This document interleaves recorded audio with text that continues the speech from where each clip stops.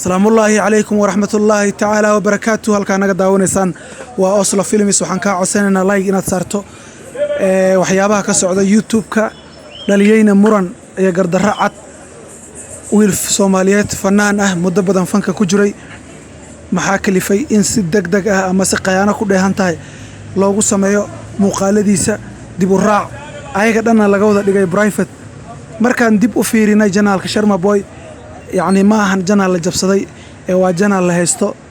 عصاته الله يستمحمه لكن مقالديسي أردن لقى مسارين محايا لي أديك وتك أبوت كفيري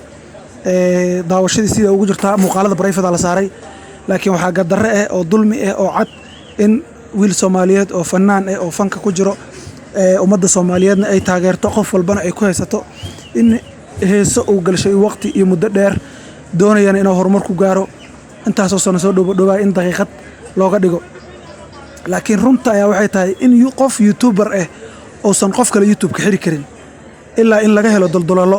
taas oo la macno ah in YouTube kaaga lagu helo ama copyright lagu helo ama muuqaala qof kale ugu jiro aad soo gashato ama Gmail kaagi lahaayo laakiin adoona Gmail laga haynin password laga haynin waxba laga haynin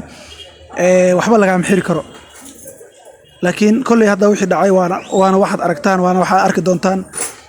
ummadda Soomaaliyeed meel bay adduunka ka joogaan waxaan codsanaa inay joojiyaan dulmi ma fiicno Ilaahay quraankiisana uu ku sheegay dulmi inuu san fiicnayn qof walaalkaaga oo kala inaad dulmiso ma fiicno qof waxaan ma taqaanaa waa wax adduunyo bari waa wax aakhiro waxa fiican inaan lees dulmin ninka waa nin fanaan Soomaaliyeed waaye maanta bulshada magac Soomaaliyeed kule wax walba ku dhaxleh marka waxaan ilaahay nabadiin iyo nooli kulanto amaana Allah iyo amaana rasuul dulmiga la iska daayo saaxiibayaal muuqaalkan share gareeya gaarsiya qof walba Soomaalinimo iyo dhig Soomaali ku jirto si uu ogaado qaladka iyo cilada meesha ay ka timid iyo meesha ay ka jirto marka waxaan ilaahay باي باي دمانتين خير بدن